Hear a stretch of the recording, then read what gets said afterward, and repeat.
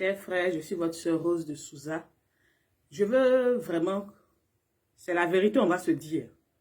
Quand on va à l'église et puis le pasteur finit de prêcher, c'est-à-dire après les prêches, là, quand on dit viens sceller le message, là, ça veut dire quoi? Moi, je ne comprends pas. Viens sceller le message. On scelle le message, c'est pourquoi? C'est pour que les prophéties, c'est pour que la parole, c'est pour que, comment on dit ça, les bénédictions qui sont attachées à ce message, s'attachent à notre vie, ou bien ça veut dire quoi sceller le message? Vous comprenez? Moi, j'ai beaucoup d'amis dirigeants, quoi. Mais quand je leur pose des questions, je perds même certains amis à cause de mes questions. La Bible dit que quand la parole de Dieu sort, elle sort pour bénir, elle sort pour arroser.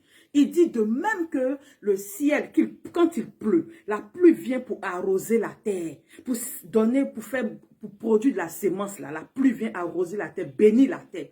Avant que, c'est comme ça, lui, sa parole, là, quand elle sort, elle ne retourne pas à lui, sans avoir accompli pourquoi elle a été libérée. C'est ce que la Bible dit. Dieu lui-même, il a dit ça. Que sa parole là, ça sort pour libérer l'âme, pour libérer l'esprit. Maintenant, quand on prêche, on dit viens sceller le message. C'est quel message on va sceller? Donc, celui qui n'a pas l'argent pour sceller, la parole ne s'adresse pas à lui. La parole là ne s'adresse pas à lui. Il y a un problème. Aujourd'hui, l'Afghanistan est en train de connaître un réveil spirituel. L'Afghanistan, le Pakistan, tous ces pays arabes sont en train de connaître, l'Algérie, connaître un réveil spirituel. C'est quel évangile les gens ont prêché là-bas pour que ces personnes-là se convertissent? Est-ce que c'est un évangile où on dit tu seras béni, tu vas être riche, tu vas voyager, tu vas te marier? Mon frère, tu vas te marier. C'est à cause de ça un Afghan qui est musulman depuis sa naissance va le laisser pour devenir chrétien. C'est quel évangile ils ont prêché là-bas? C'est l'évangile de Jésus-Christ. Voilà pourquoi l'apôtre Paul dans Galates dit, si quelqu'un vient vous prêcher un autre évangile que celui de Jésus, même si c'est un ange, qu'il soit anathème, pourquoi l'évangile de Jésus on le met de côté? Vous êtes fatigué de prêcher sur Gethsémane? Vous êtes fatigué de prêcher sur la croix qui mène au calvaire? Vous êtes fatigué de prêcher sur ce qui a été fait pendant qu'il était sur la croix? Mais c'est ça qui délivre, c'est ça qui apporte la guérison. Quand quelqu'un s'en va prier pour une personne qui est malade, il n'a pas dit que tu vas voyager. Moi-même, cet évangile de tu vas voyager, ça me fait rire. Parce que regardez un peu dans le ciel. Quand vous voyez le trafic aérien, il y a des centaines d'avions qui défilent. Est-ce que tous ceux qui sont dans ces avions-là, qui ont eu le visa là, ce sont des chrétiens? Ce sont des gens sur qui on a prophétisé? C'est évident qu'on voyage. Tu vas travailler, tu vas devenir riche. Mais il faut dormir à la maison. Il faut te dire que quelqu'un va aller braquer, il va lancer le sac, la police va le poursuivre, il va lancer le sac dans ta maison. Toi, tu vas prendre et puis tu vas devenir riche. On vous a dit que c'est ça. La Bible dit que le paresseux ne doit pas manger. Celui qui ne travaille pas, il ne doit pas manger. Vous avez compris? Donc, tu vas voyager, tu vas te marier. Ma chérie, te marier là, souvent ça dépend de ton caractère. Souvent là, c'est ton caractère. C'est vrai, il y a des liens de famille, je suis d'accord avec ça. Mais le plus souvent, c'est notre caractère à nous-mêmes. La personne veut de toi, mais il sent que toi-même, tu n'es pas prête. Le mariage ne peut pas arriver. Vous comprenez un peu? Donc, cet évangile de tu vas te marier, tu vas voyager, c'est pas vrai. Laissez ça tomber. Qu'est-ce que dit l'évangile de Jésus-Christ? Quand tu seras au dernier jour, qu'est-ce que Dieu va te reprocher? Parce que dans le livre de Corinthiens, entre Corinthiens 1 et Corinthiens 2, la Bible dit que chaque homme va rendre compte de ce qu'il a fait dans son corps et de ce qu'il a dit. Voilà pourquoi, mon Rose de Souza, mes vidéos que je fais là, j'assume. Mais je sais qu'un jour, je rendrai compte. Vous comprenez? C'est ça, quand tu seras au dernier jour, c'est ce que Dieu va te dire. Et souvenez-vous de la parole de Jésus. Il y a des gens qui lui ont dit, nous avons prophétisé en ton nom. Nous avons chassé des démons en ton nom. Nous avons prêché, prié pour des malades qui ont eu la guérison. Mais le Seigneur Jésus répond, je ne vous ai jamais connu. Ce n'est pas à des païens qui s'adressent, hein, c'est à l'église. Il dit, je ne vous ai jamais connu. Vous avez parlé en mon nom, oui, mais je ne vous ai jamais connu. Cette parole-là, ça doit nous faire peur. Les super chrétiens, super spirituels qui trouvent péché partout, tu te mets sur les réseaux sociaux pour parler, ils voient une marque de tricot et puis ils paniquent un coup là. Le Seigneur va dire, je ne vous ai jamais connu. Parce que vous figez votre évangile sur ce que l'homme dit. Soyez comme des chrétiens de Béret. Quand on finit de prêcher, vous prenez note, arrivez à la maison, vérifiez que ce qu'il a dit est vrai. Soyez comme des chrétiens de Béret. Le Béret, c'est dans la Bible, dans le Nouveau Testament. Mais vous êtes collés sur les prophéties. Voici mon prophète. Prophète même là, il doit prier. Il doit se retirer à un moment donné pour prier, pour chercher la face de Dieu. Vous pensez que l'évangile de Jésus est faux. Mais pourquoi il y a des gens, je vous assure, qui viennent et qui proposent de l'argent à certains pasteurs pour leur dire de changer l'évangile que vous devez prêcher. Prêchez tant, prêchez tant. Pourquoi? Tu portes une chaîne en or, quelqu'un va te dire, il faut venir faire semblant comme si c'est de la pacotille. Mais quand tu portes déjà de la pacotille, on ne viendra pas te dire faire semblant comme si c'est de la pacotille, parce que c'est déjà du faux. Voilà pourquoi certains pasteurs ne sont pas approchés, mais d'autres sont approchés parce qu'ils disent la vérité. De nos jours, là, il y a des pasteurs qui disent la vérité.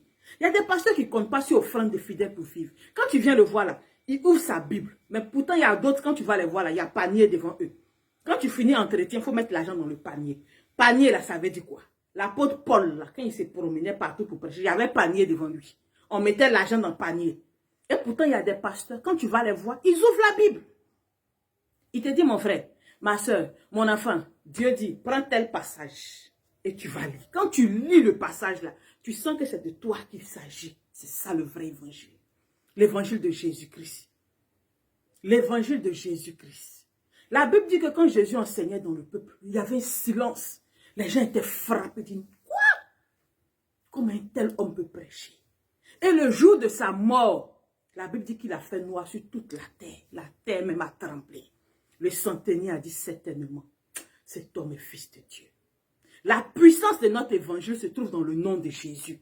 Ça ne se trouve pas dans la prophétie de quelqu'un. Dans le nom de Jésus.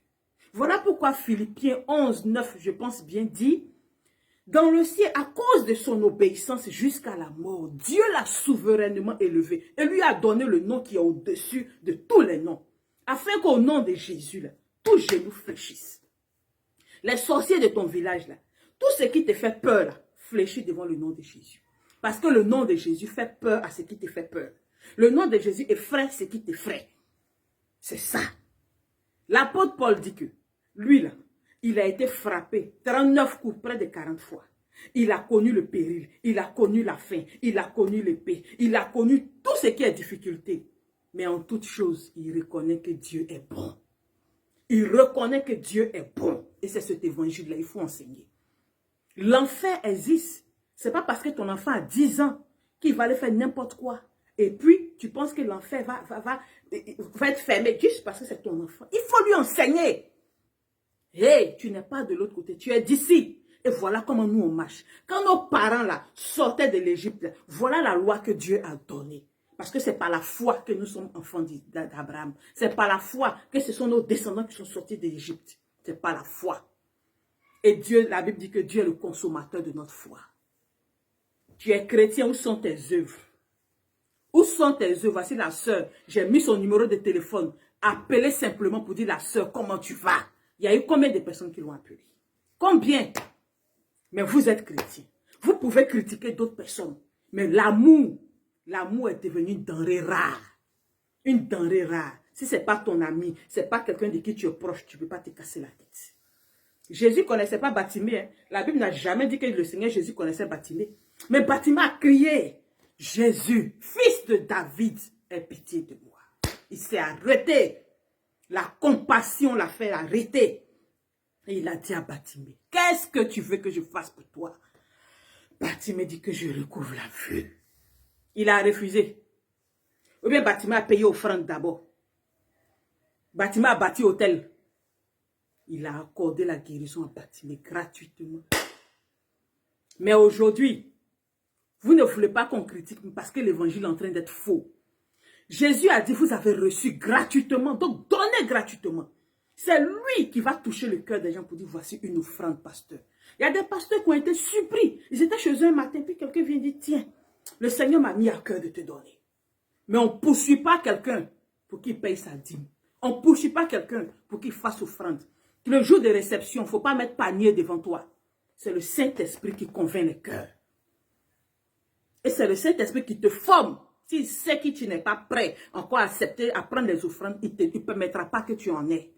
Que tu en ailles, bien tu en aies, je ne sais pas quoi là. Vous comprenez? L'évangile est en train d'être torqué. J'ai une amie qui est venue chez moi. Et puis elle est surprise. Son mari est en train de la quitter. Je paye ma dîme. Je suis fidèle dans ma dîme, mes offrandes. Je suis toujours à l'église. Mais regarde ce qui m'arrive. Il a dit, hey, si tu n'as pas accepté Jésus dans ton cœur, c'est zéro ce que tu fais. La dîme n'est pas au-dessus du nom de Jésus. Il faut accepter. La Bible dit, si tu acceptes dans ton cœur, tu confesses de ta bouche que Jésus est fils de Dieu. Il est mort, il est ressuscité. C'est là que tu seras sauvé. Tu n'es même pas converti. Parce que quand je te regarde, tu n'es pas converti. Comme un chrétien fait rêve dans la nuit et puis il commence à prier, panique, il prie jusqu'à il dérange le voisinage. Toi, tu es converti comment? Hein? Chez toi, à la maison, on ne peut pas manger. Quand on rentre chez toi, toutes tes casseroles là sont petites comme ça. Tu ne peux pas donner à manger correctement à quelqu'un. Toi, tu es converti comment? Si le monsieur est en train de partir, ton pasteur t'a dit quoi? Non, il dit de prier, de rester fidèle, Il ne va pas te dire de changer ton caractère. Moi, mais je suis ta camarade, j'arrive chez toi, je ne suis pas à l'aise. Il ne va pas te dire de changer ton caractère. C'est ton caractère qui est le problème. Faut t'asseoir, va devant le Saint-Esprit. Dis au Saint-Esprit de te changer, de te transformer. Le monsieur là, le Saint-Esprit même va le faire revenir. Enseigner ce qui est bon. L'Afghanistan là, c'est pas que tu vas voyager qui a fait qu'Afghanistan est en train de se réveiller spirituellement.